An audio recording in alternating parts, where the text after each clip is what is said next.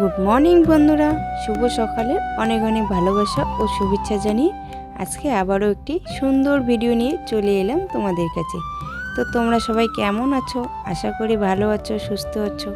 আমরাও বাড়িতে সকলেই ভালো আছি ও সুস্থ আছি। তো দেখো বন্ধুরা, গ্যাস না থাকায় সকাল সকাল উনানে চা করে নিচ্ছি।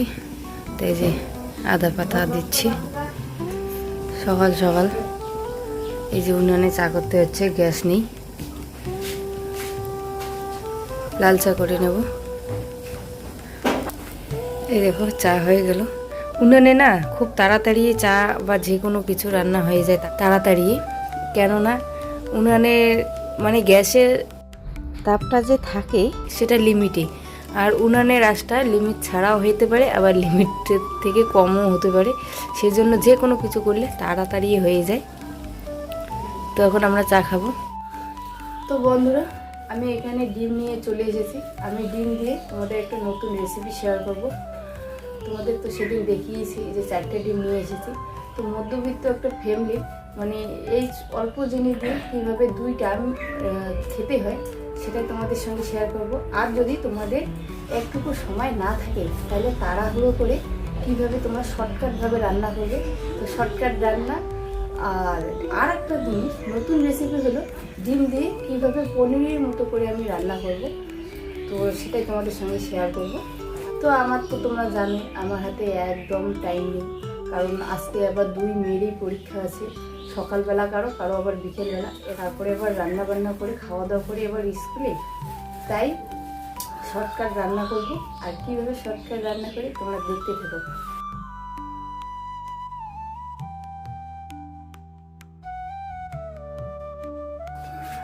আমি এই যে ডিমটাকে এভাবে একটা একটা করে ফাটিয়ে নিই।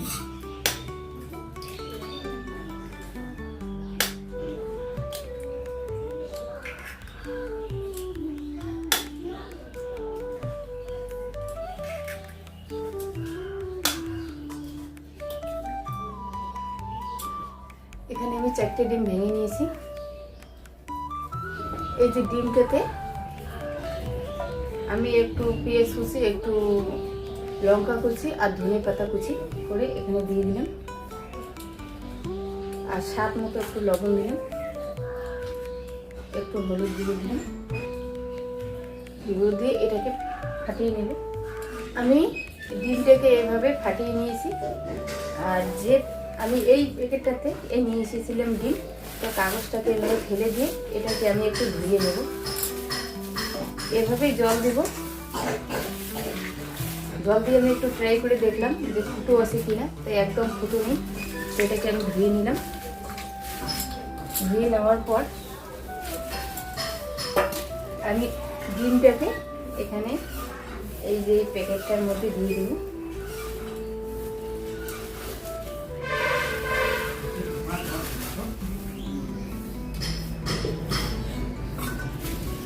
এই প্যাকেটের মধ্যে দিয়ে এইভাবে আমি বেঁধে নিলাম। নিয়ে এটাকে আমি কি করব বলো, এটাকে আমি ভাতে সিদ্ধ দিয়ে দেব। এদিকে আমার ভাতও হয়ে যাবে, এদিকে ডিমটাও সিদ্ধ হয়ে যাবে। আমি একটু ঘাটিয়ে নেব, ঘাটিয়ে নিয়ে রেখে দেবো। ব্যাস এখন হয়ে যাবে। আর এদিকে আমি সবজিটা কেটে নেব। আমি ফুলকপি দিয়ে ডিম রান্না করব। ডিম বলতে পনিরের মতো করে কীভাবে ডিম রান্না করি ফুলকপি দিয়ে, তোমরা দেখতে থাকো। তো আমি এদিকে ভাত বসিয়ে দিয়ে এদিকে সবজিটাকেও কেটে নিচ্ছি।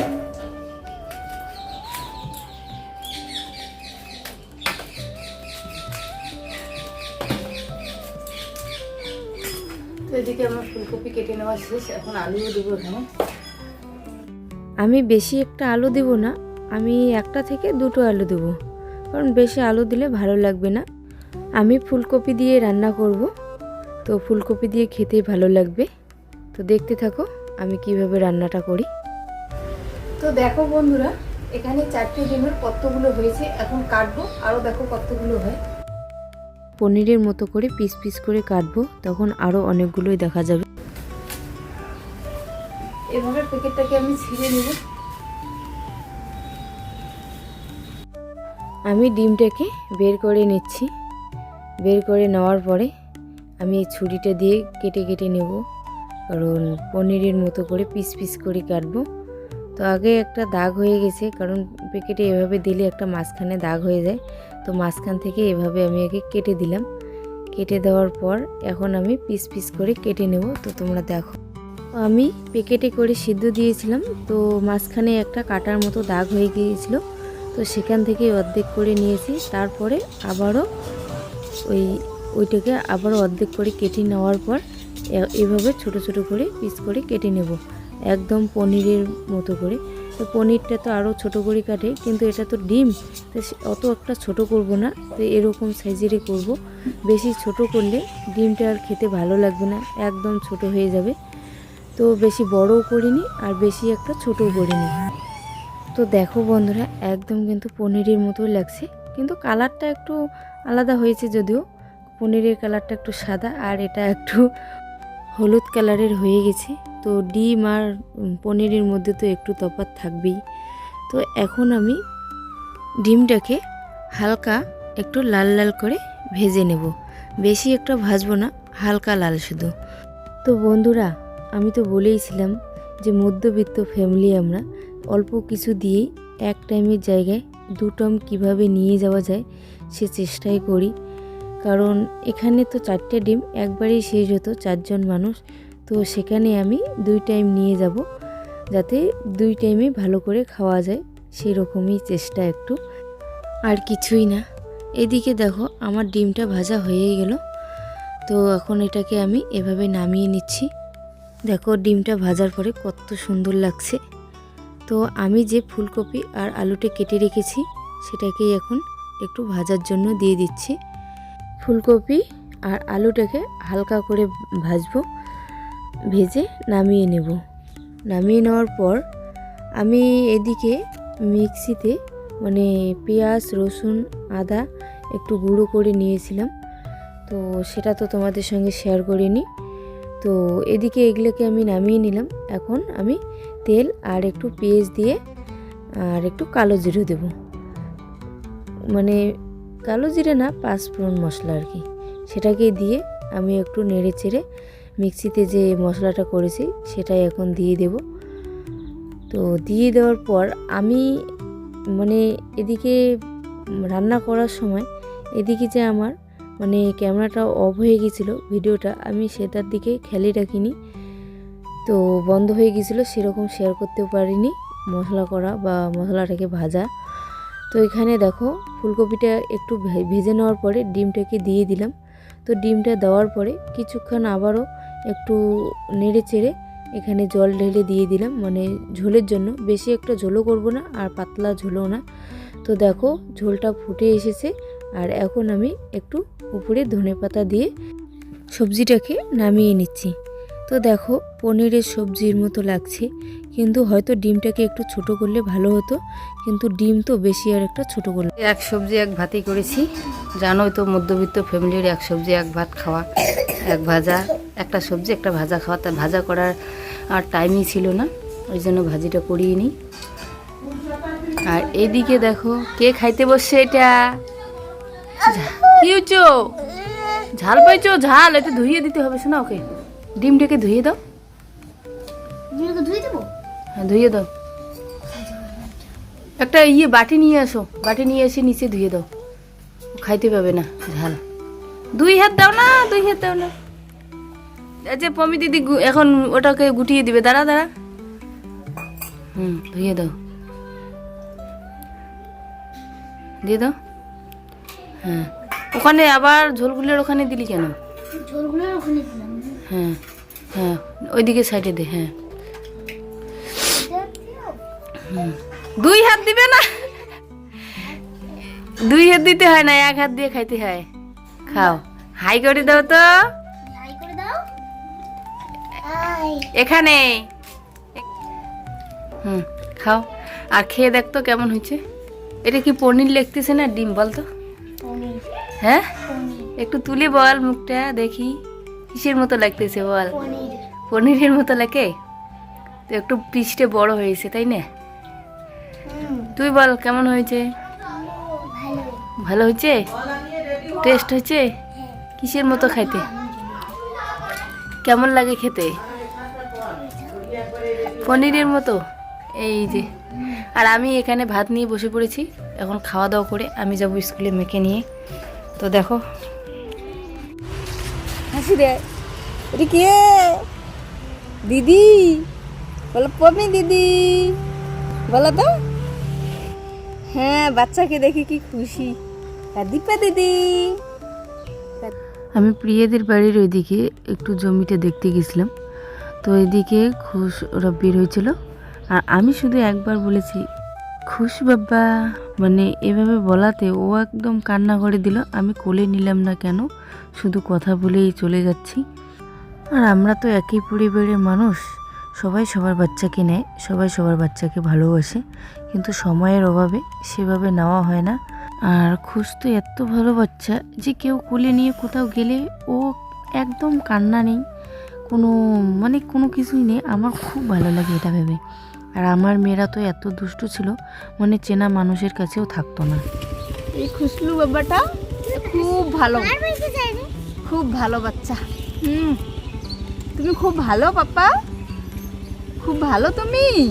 হ্যাঁ, আজ দেখো তো দিদিকে, দেখো তো দিদি, আসো এখানে বসো। এই গাড়ি দেখো, গাড়ি। এলি বাবালি,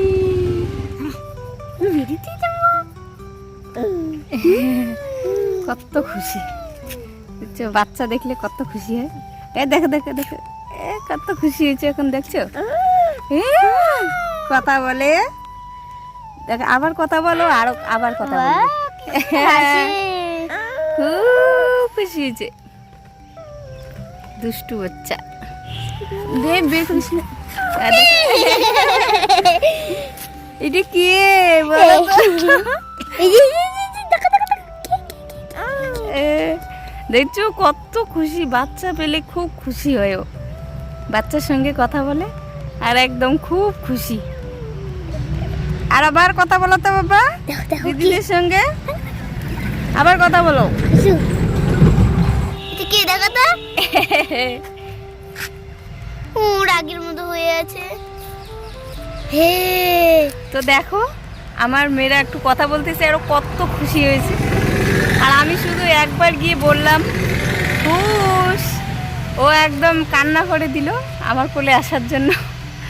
তো এখন দেখো ওদেরকে খুঁজতেছে। টুক দে, টুক দে, কোথায় টুক দে, আবার খুঁজবে এখন। টুক দে, টুকু, আবার টুকু দাও। তুমি কার কোলে উঠছ? তুমি কার কোলে উঠছ? দিদির কোলে উঠছ? তুমি দিদির কোলে উঠছ? দিদি তোমাকে কোলে নিচে। খুশ, এই বাবা তুমি দিদির কোলে উঠছ। কত খুশি হয় ও। হ্যাঁ, ওর হাসিটা কত সুন্দর, মিষ্টি না? দেখা দেখা তোর কোলে উঠে কতটা খুশি হয়েছে। নিতে পা, ভালো করে ধরবি কিন্তু, নাহলে পড়ে যাবে। হ্যাঁ, আর একটা হাসি দাও তো বাবা, আর একটা হাসি দাও। ও ঘুমু পাইছে তোমার, ঘুমু পাইছে।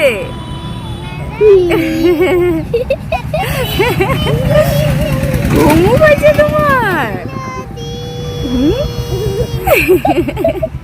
মুখটা খুলে আসে, দাঁত নাই তোমার, দাঁত হয় নাই, তুমি বুড়া হয়ে গেছো।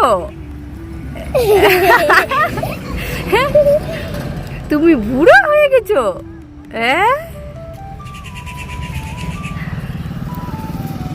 তো আজকে এতটা খুশি, মানে কি বলবো, আর খুব খুশি। আরো তো পমির কোলে উঠে বেশি খুশি হয়েছে আমার থেকেও। ও বাচ্চাকেই বেশি পছন্দ করে।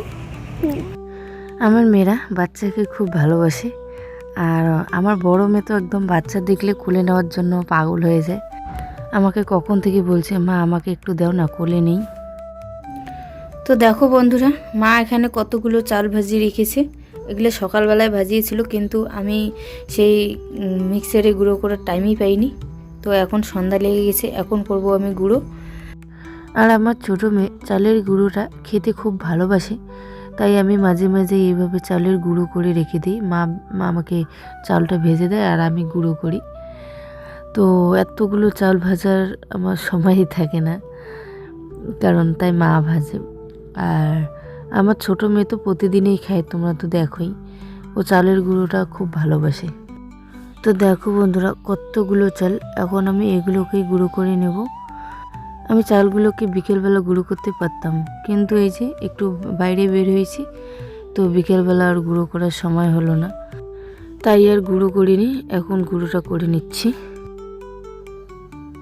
এই যে এখানে আমার চাল গুঁড়ো করা শেষ। কতগুলো হয়েছে ছাতু, চালগুলো এখন ছাতু হয়ে গেল। তো এইগুলো আমার ছোটো মেয়ে প্রতিদিনই সকালবেলা খায়, তোমরা তো দেখতেই পাও। এই যে দেখো গুঁড়ো করা কমপ্লিট। তো বন্ধুরা কেমন লাগলো ভিডিওটা অবশ্যই কমেন্ট করে জানিও। আর দেখা হচ্ছে পরের একটি সুন্দর ভিডিওতে। ততক্ষণে ভালো থাকবেন, সুস্থ থাকবেন।